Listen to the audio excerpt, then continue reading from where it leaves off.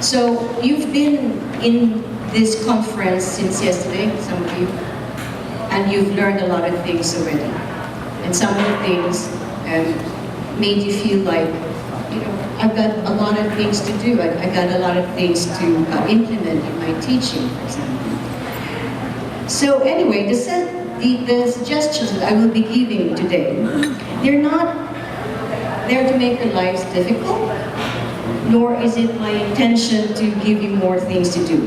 The man in the bar story tells us to look at things differently, that there are alternative ways of doing things. But basically, sometimes, to be old-fashioned, we need to be old-fashioned in order to be innovative. Unfortunately, teachers do become complacent and even arrogant about, you know, their professional skills. And it is difficult to persuade many colleagues to, one, see that they are in a rut, that they need to make adjustments to get out of this rut. And two, we need to continuously self-check about our own language teaching practices and to keep the ball of pedagogical change rolling. Now, in line with the Linguistic Society of the Philippines 2018 conference, the theme on promoting linguistic diversity, teaching, learning, and research, the conference organizers have posed an interesting question to all of us. One that invites us to ruminate and to identify how linguistic diversity is reflected in the way we teach languages, the way we learn them, and the way we conduct research on linguistics and language pedagogy. So, are you familiar with this one? Have you seen this one? So if you're familiar with the popular Netflix TV series Breaking Bad, then you may understand the underlying logic behind my presentation. That there is no denying, though, that the protagonist, this guy, what's his name? Walter White, no? That's Bryan Cranston. Although he's infamously recognized as TV's worst role model, you know, we have a lot of things to learn from this man. A man who has been kicked around by life and is now finally kicking back. Now, what gives Breaking Bad its edge is the bad part, if you're familiar with the story. In order to make a better life for himself, Walt becomes a drug dealer and murderer. He literally became bad. But I'm not asking you to do something bad or illegal. I'm not asking you to sell drugs or anything. What I will be proposing to you today is to break the bad and not do bad. The moral gist of this program could provide language teachers like us a gentle nudge. You know, sometimes that's all we need, like a kick in the elbow, to restore a sense of curiosity, creativity, and passion for learning and innovation. The key is to realizing that pivotal moment when we're standing at the crossroads, and the actions that we choose to take can either inhibit us or lead us to a decline in our performance, which I would call a pedagogical demise, or propel us in a better or more challenging trajectory in order to realize a more fulfilling professional growth. As Vance Gilligan, the author of Breaking Bad, points out, that there's a major lesson to be derived from Breaking Bad, is that actions have consequences. And continuing to be effective language teachers, and sometimes, you know, the inaction also have consequences. So, do you recognize that you're either in a rut? What are the key signs of stagnation? And I'm not just talking about, you know, in your professional career. Sometimes in what you do in the classroom. Those are the things that we will be considering today. So I will also be looking at Edward de Bono's parallel thinking and some strategies that he shared and will be sharing with you as well. All right. Now it's true, sometimes it's not the, how would you read that one? Frequently asked questions. It's often an overarching question, one that we don't ask due to time or lack of awareness, namely, you know, how effective I am, you are, as a language teacher as you can be. Many other questions might need to be asked as well, such as, are my students learning? Are your students learning? What are they getting out of each lesson or lecture? In each lesson. So it's not just one shot. It's a continuous check. What are you, as language teachers, getting out of each lesson? Now, this haiku was written by a friend of mine, Rakesh. And he only gave this a title a few days ago. Axiomatic haiku. If you leave a class without learning something new, you're a bad or you're a poor. Can you guess the missing word? Say again? Some of you say learner, some of you say teacher. Well, I was hoping that you would be teacher, that's correct. Now the idea is to think about what you learn from each lesson or lecture, not just what students learn.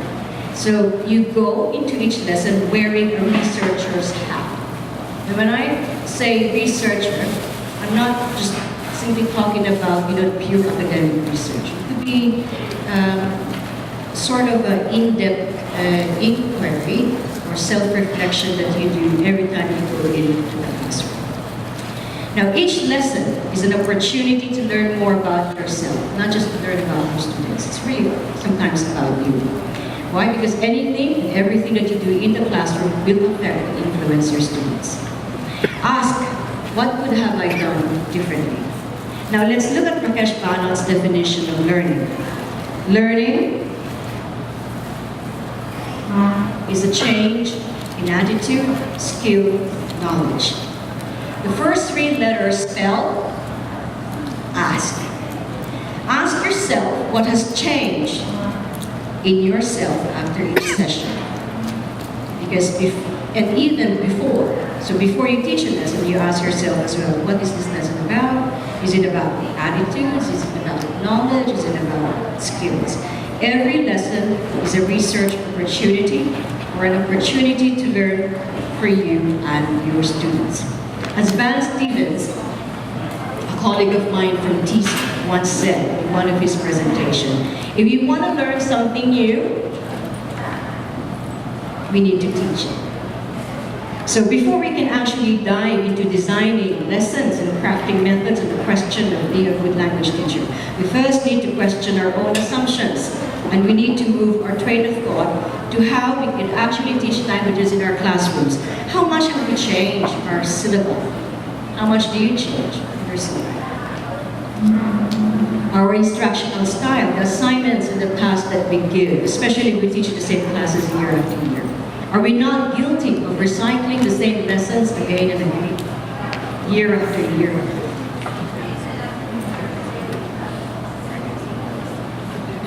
Do you, like me, suffer from learning or teaching stagnation that is keeping us from making the necessary changes? Ones that will help reform and transform us into becoming better language teachers by getting out of the rut.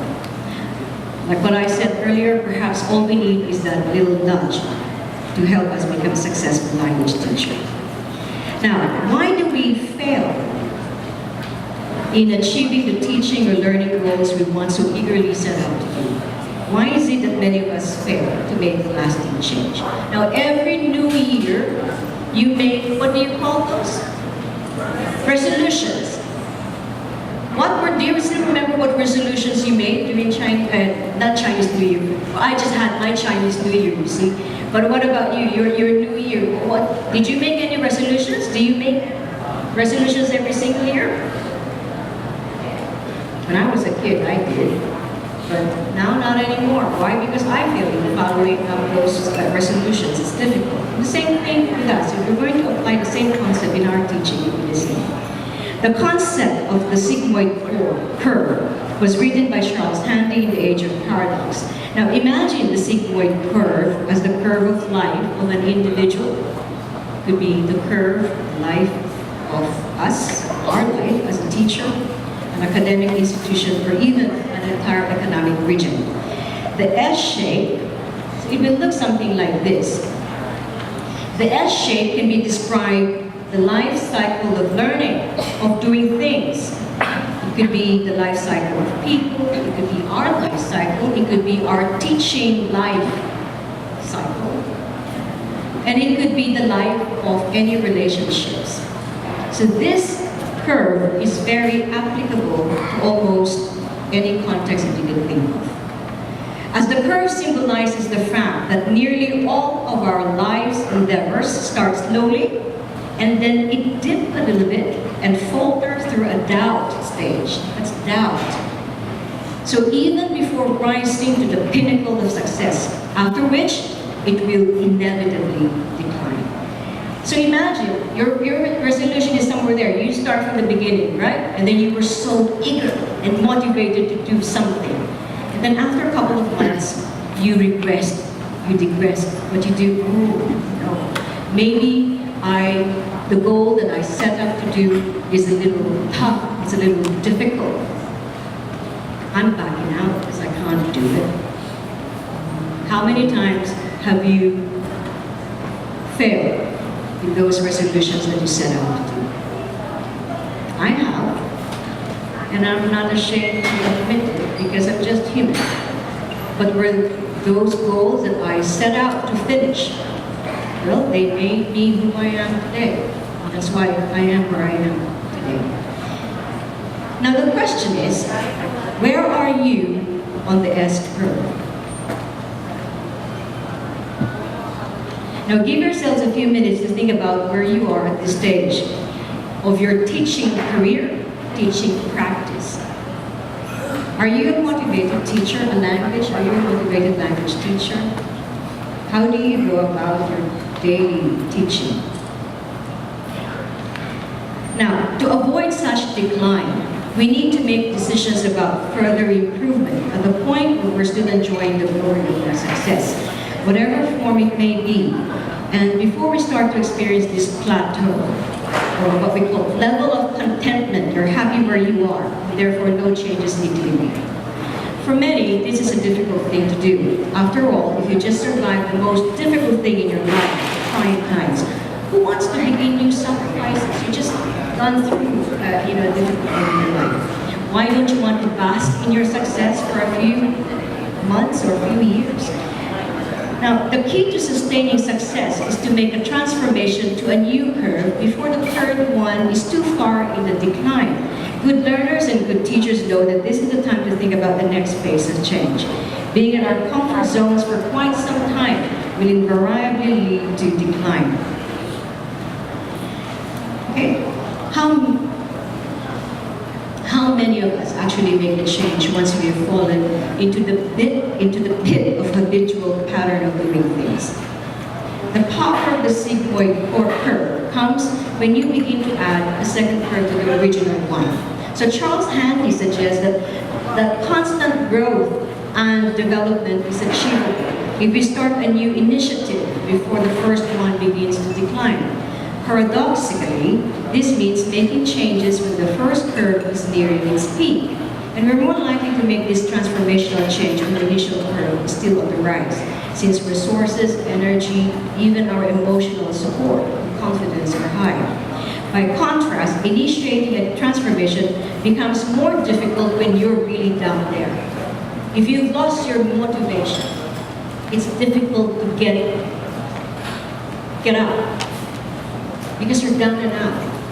I'm not just talking about financial resources or what have you. Your emotional support, your own emotional support. When you so how many of you here are, taking your PhD or doing research and you can't seem to get it off the ground? You're almost there and yet not there. You're gonna give up. The finish line is almost there and then you're just so depleted that you just want to give up. Point is this.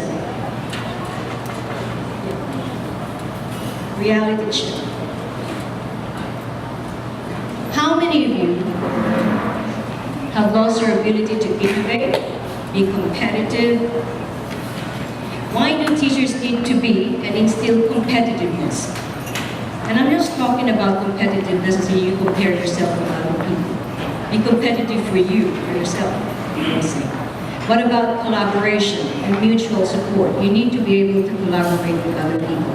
And one thing that I saw yesterday was many of you actually collaborate with each other from different universities and in the project, and that's a nice thing to see.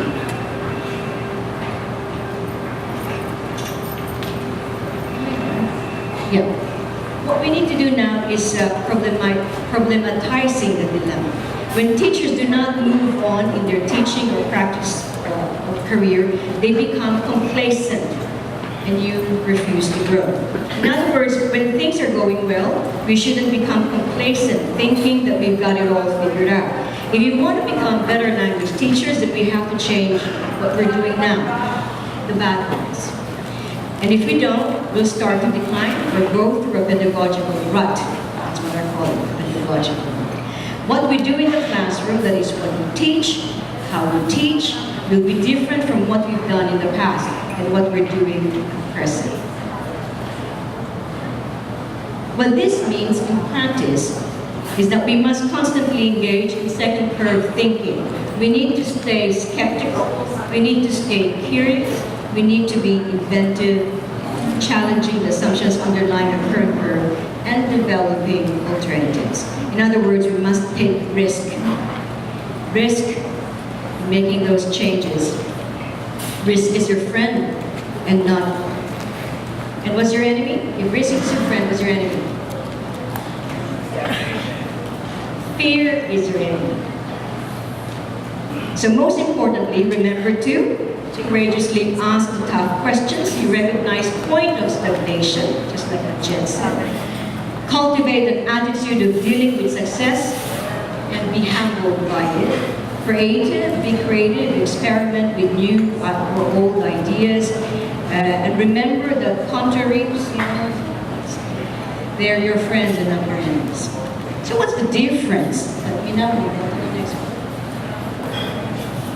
The success of these efforts will depend on our ability to understand where we are on the sigmoid curve and to determine the ideal point of transformation.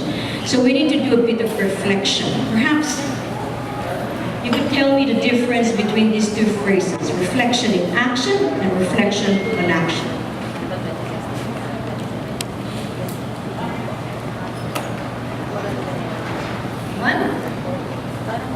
So reflection on action means that you are reflecting on the things that you've done already, accomplished. While reflection in action means that you are doing self-reflection and that you are in the process of reflection.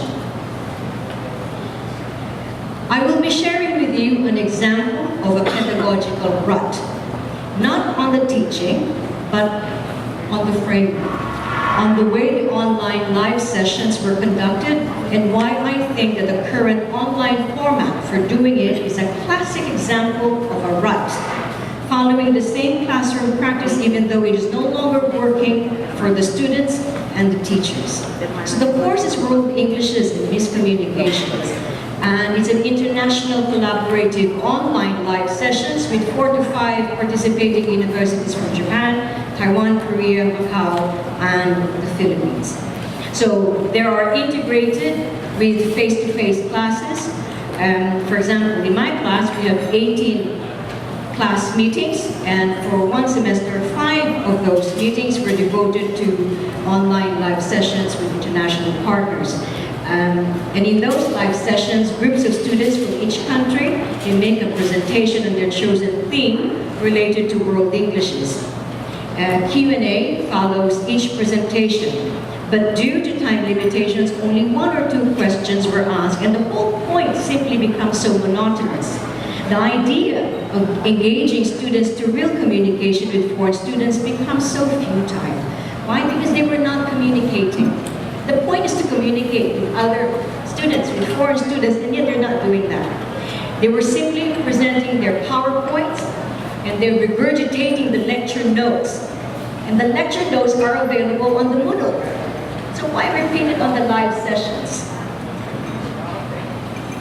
So based on my observations and student feedback that I collected, through surveys and informal interview with students on the World English's online sessions received in the past 2 to 3 years I have been on this project, there has been a pattern of learning discontent. In other words, the students were bored, they were unhappy, and therefore not benefiting from these presentations. Not to mention that I was bored and I was unhappy. So, these presentations, they were supposed to be and could be an interesting activity. If you ask them to talk about themselves, it's interesting because we can hear different varieties of English and different accents. The major problems were low involvement, low interaction. Out of the 20, 30 students I had, only 1 or 2 were engaged in the Q&A. Why? Because partner universities only ask 1 student to answer 1 question. So I had 20, 30 students, only 1 would answer. In other words, 90 or 29 students would just be sitting there and listening.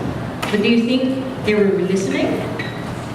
Students' presentations focus on Asian Englishes and linguistic features, something that can be learned from face-to-face classes already. The following suggestions have been raised to the partner university who were involved with the planning and responsible for the entire project. And we will have yet to see whether they will heed and make the necessary changes needed.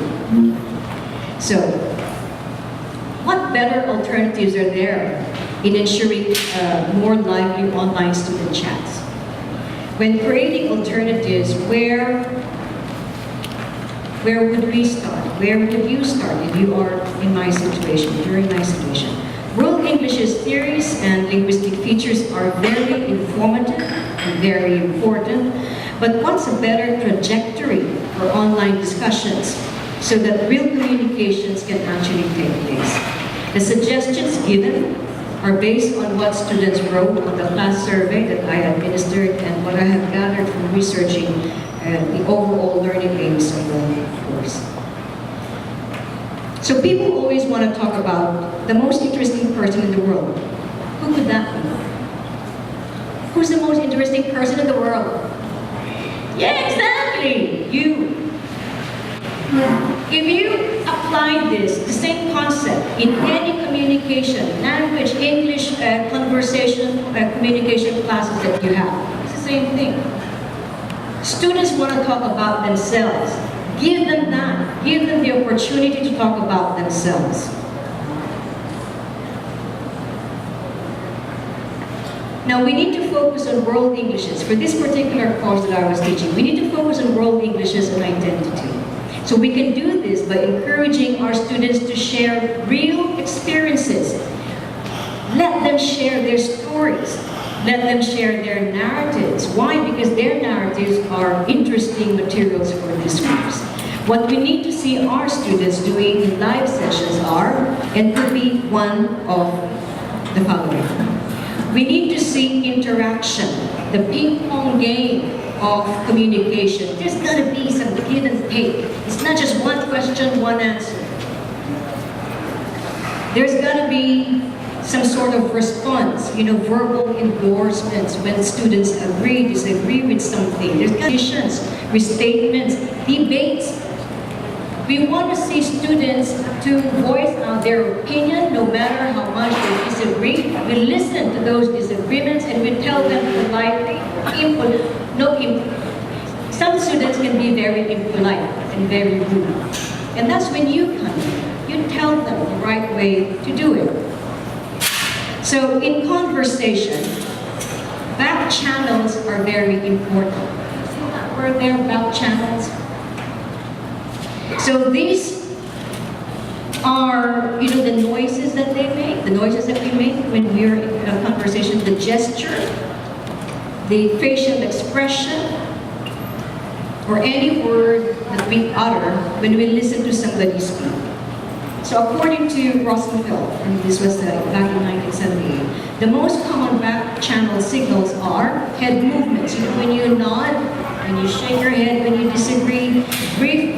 vocalizations, glances, and facial expressions. And based on what I have seen in the live online sessions, many of the students were many of the students, their heads were down, looking at their laps. How many of you now whose heads are down? What are you looking at? Are you taking down notes? Are you browsing FB or what have you? Surely they were not simply looking at their own laps.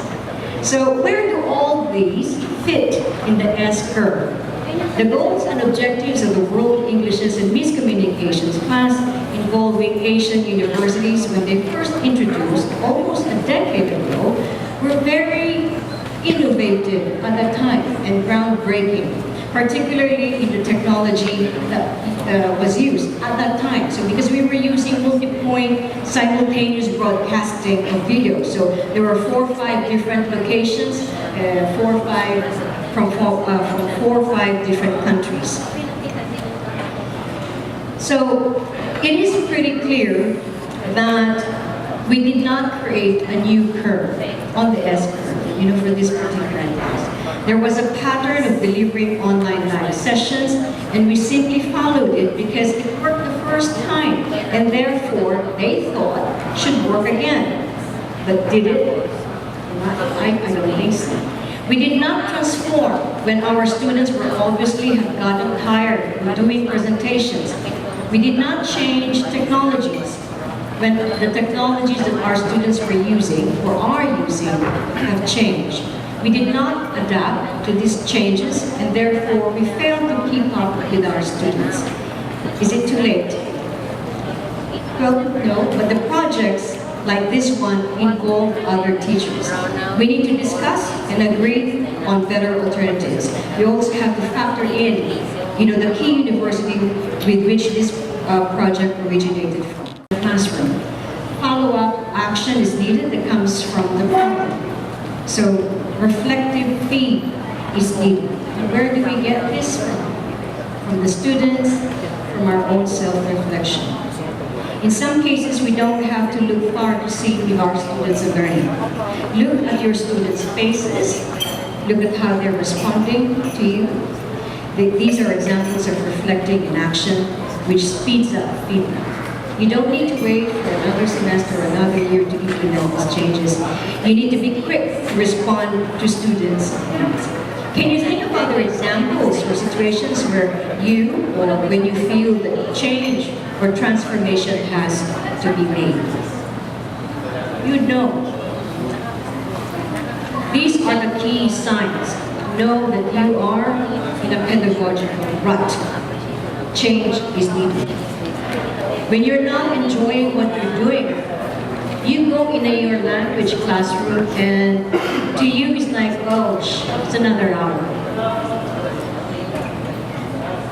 When you use the same task, when you use the same activities again and again, when you get bored, when we become complacent and contented, and you say, oh, this one, pwede na. And when you say pwede na, that means you just happy with in Chinese we call it the the mediocre type of lesson. Do we have our biases and prejudices that inhibit us from changing or growing? So we need to look at other pedagogical areas, our teaching, our learning, our own teacher professional development. How we engage in new research. Now, when creating or finding trajectory or alternative ways, perhaps we can adopt Edward de Bono's parallel thinking. Have you seen this one? Parallel thinking. You need to think this way. You need to think more, you need to think differently, and you think radically. Think lateral. In other words, you need to have options. If you have a problem, if you are in a pedagogical rut, you need to think of those options that you can do. I think the most important thing is to realize that you are in this habitual pattern of doing some negative things in your teaching. So, at any moment, example of the choices. And this, Amar mentioned an example like this yesterday. And he showed us an example of was an item in an activity from a book. And he says, you know, all these choices that they're giving students are all possible choices. Exactly the same thing. All the choices and the alternative ways of actions are all possible choices. You do not have to choose one. Can you choose everything? It's possible. Is there one right answer? Not necessarily. But the point is, you will have to take the risk in trying those options. And sometimes, if you see this one, you need to wear many hats. As a teacher, you can wear your teaching hat. You can wear your learner's hat. When you are involved in learning, if you're studying, you wear a learner's hat. If you're doing research, what do you wear? A researcher's hat. If you're writing, what do you wear? Your writer's hat. And sometimes, it's difficult to write. But it doesn't have to be a hat. You want to wear a crown? That's fine too. Wear your crown, different colors. Now let's look at this one. This is what we call a bus stop pickup. Now let's apply parallel thinking. While driving on your way home, you pass by a bus stop and you see among the people waiting for the bus an old lady who is sick and needs to be taken to the hospital.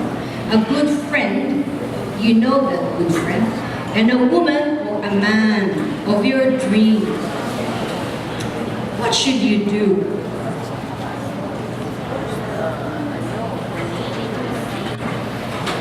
Anyone? What are your answers? Yes, Jet?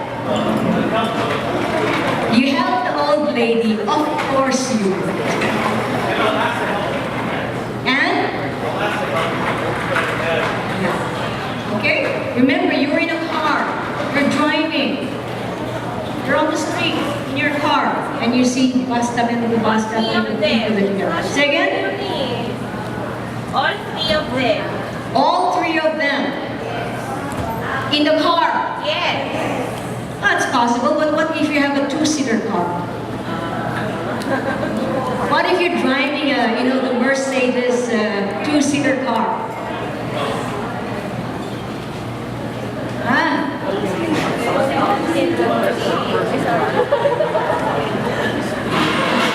All right. First, you help the old lady into the car, and then you ask your friend to drive the car and drive her to the hospital. What do? You stand by the woman or the man of your dream and wait for the bus. This is an example of parallel thinking. Our traditional thinking, if we're given choices, the first thing that comes to mind is what? To choose one answer. And it's the only answer that we have. The only choice that we have. The only option that we have. Now what I would like to impart to you today is all these choices are all possible choices. Now, another phrase that I think that got stuck in our head is, the phrase, you can't have your cake and... Exactly, why not? Who says? Yeah. Now, know when you're in a rut. The following are signs that tell us that we need to change. When we have become complacent, when we've become contented with, this one, okay na, pwede na, this will do. Habitual patterns of doing things. Every morning, day in, day out, you do the same thing. Again and again. Imagine if you're doing this for what? How many of you here have been teaching for a year, new teachers? Then you're you're still very much motivated. You're like, yeah, I can do this. I can do this in the classroom. Okay, what lesson? You're so creative at this age. How many of you here have been teaching 3, 4, 5 years? Yeah. Right? So you're now there, but you're almost in the decline. So before the decline, make sure you need to do a new thing that makes it that makes your life interesting. As a teacher, as a student, if you're taking your PhD. But never go downhill. But sometimes we do, and it's okay. I was, and it's okay to get back. You need support. You need support from your colleagues, from your friends, from your mentors, and anybody who cares about you.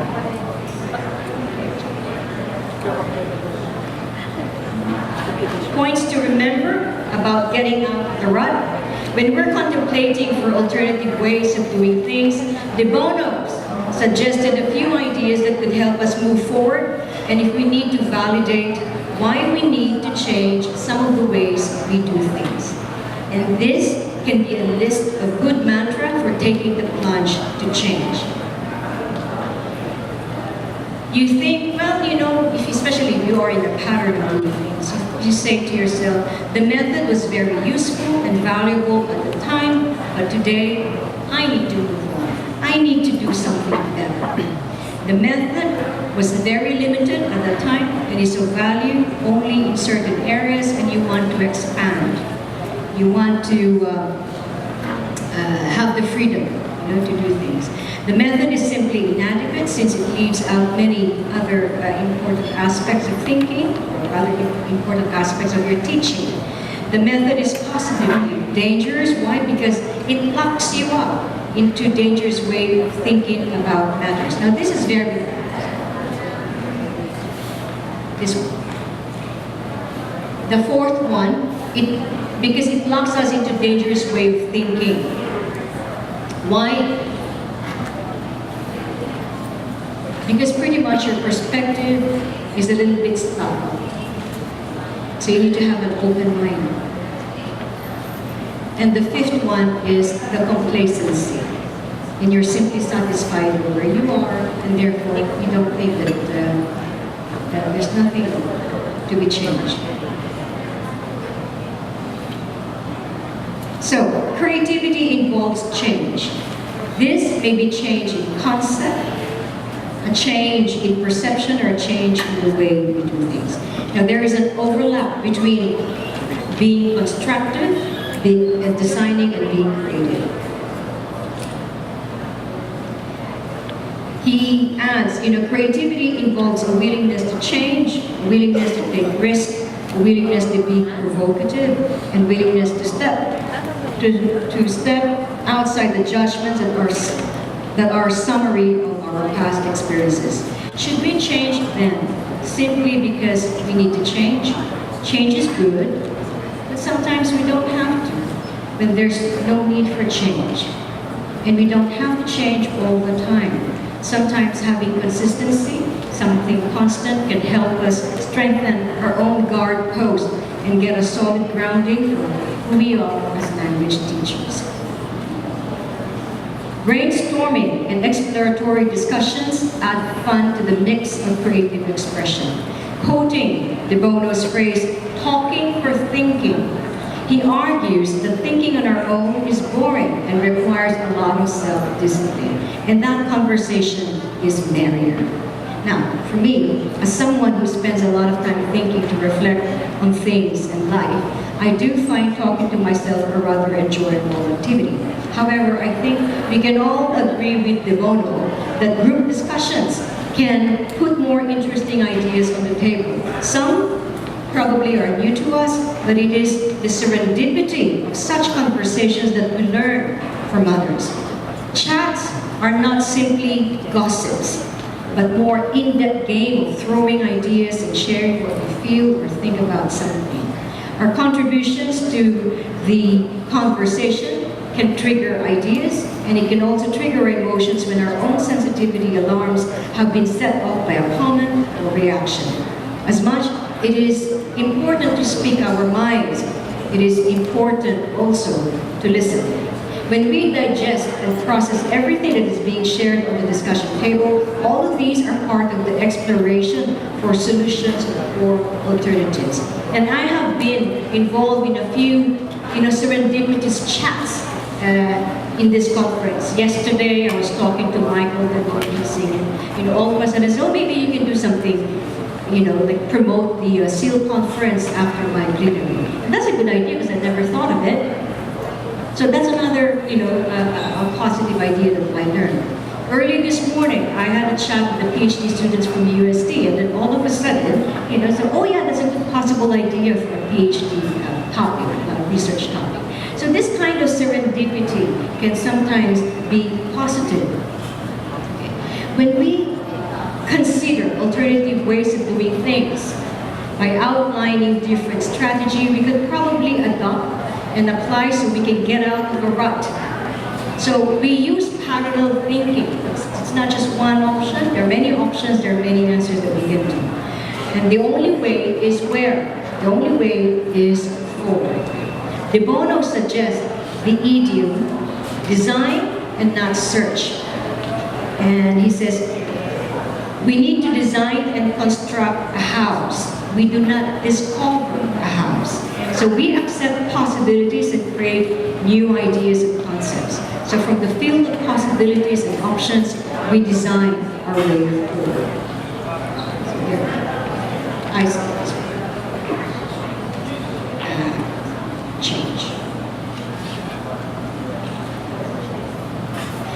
So we need to change. Alternative ways of doing things, we break the pattern, we turn to be creative, more creative, engage in professional development, that's why you're here. This is part of your teacher professional development. We apply the things that we learned in conferences, workshops, so that our students could benefit from our own learning. Can I just point that out? Many of you are here today and you're learning from all the sessions that you've attended, from this plenary, from yesterday's plenary, and tomorrow's plenary. But how many of you will be implementing everything that you've been learning today? How many of you, will actually implement the learning, everything that you've learned, into your own classroom so that your students can benefit? Now, De Bono suggests, hang on, and there.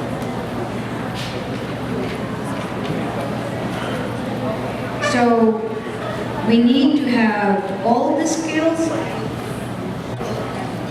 and I think many of you, these are the things that we need to do. Coaching, developing our skills, gaining more knowledge, training, and so that we will be motivated. The most important thing is just to get yourselves out of the pedagogical rut. Now, this word, you know the word knowledge, right? Now, my friend Rakesh Bano came up with this word, growledge. What is growledge? He says, well, growledge, it's not just about acquiring more knowledge, he says, but growing as a person. So we learn new things, we learn new ways. It's about changing attitudes, it's about changing the skills, our skills, and gaining more knowledge. We become better by not just increasing our knowledge or enhancing our skills, but by changing our attitudes. Now, someone once said, to be a better teacher, you have to become a better person. And that's why growledge. So if you're going to use this word, give thanks to Rakesh Bano. This concept of transformational change is key to becoming and continuing to be effective language practitioners. I think that's what we all want to achieve. The gist of this section reflects Rakesh Bano's exhortation on, well, to all teachers in this haiku that you see on the screen. And I will end my session reading this haiku, pedagogic haiku. Unless you're a passionate practitioner, don't be a teacher. Thank you so much for listening. I hope you learned something.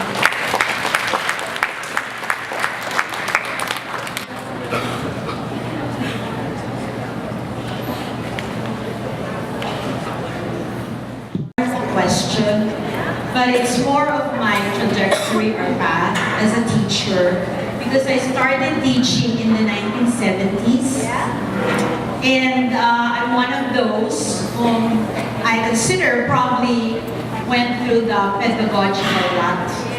Yeah, but the good thing about it is that I went through different phases of teaching. First, I was a high school teacher. Then I moved on to college, and after college, I became an administrator of a school, and then I again taught in college. But one thing that happened to me, that somehow actually, I would use the word, did away with the pedagogical rut, was that I became a trainer in the corporate world. So somehow, the skills that I learned in the academe or in the school was transferred, but in a different locus or environment. And somehow the rut was, it disintegrated because it became a challenge for me. That's why as a teacher, I think, right, it's more of my explanation, that when you go through the process of teaching, of course, there's a decline. I think it also happens in a relationship. Be it a love relationship, a romantic, or a spousal relationship. It happens. You go through a decline, right? But then what's going to happen is you need to resurrect yourself. And I think resurrecting yourself makes a lot of difference because you become a different persona. And I'm very happy because what you told us about, I'm sure it happens to everyone, right? Let's give a clap for ourselves because at least we're still here. We're still teaching. We still have the passion to do it. Am I right?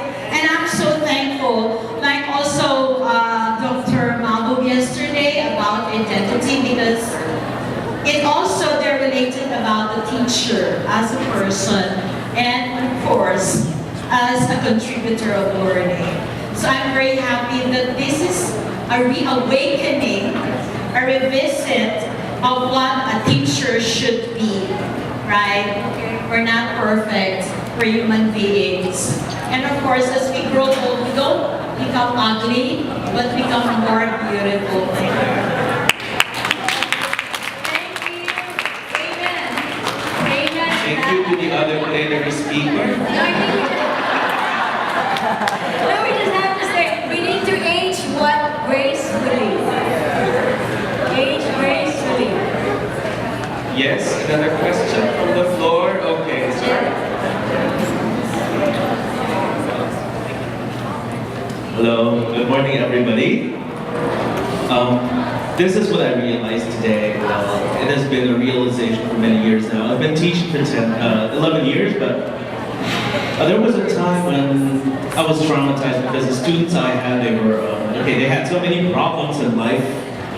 And I almost quit. I resigned due to, actually resigned due to stress and asthma. And that asthma, I admit, was aggravated by smoking out of pressure. And I stopped for a few months, but I decided to go back to teaching, and I have not looked back. I have not stopped since. So I'm very happy to know that, and to share with you that no matter what happens in your life as a teacher, you never stop. And this is the most important thing I did, apart from asking my students how they are and what they've learned, and if they like their learning environment. You know what that important thing is? To pray. And since I started doing that, life has been rosier, even though there are many bumps, there are many challenges, obstacles, but it's all fine because it's all natural. It's all natural, and if you don't go through that, you're stagnant, you're dead, and you're non-existent. That's it. Okay, thank you, sir. All right. We now move on to the next part of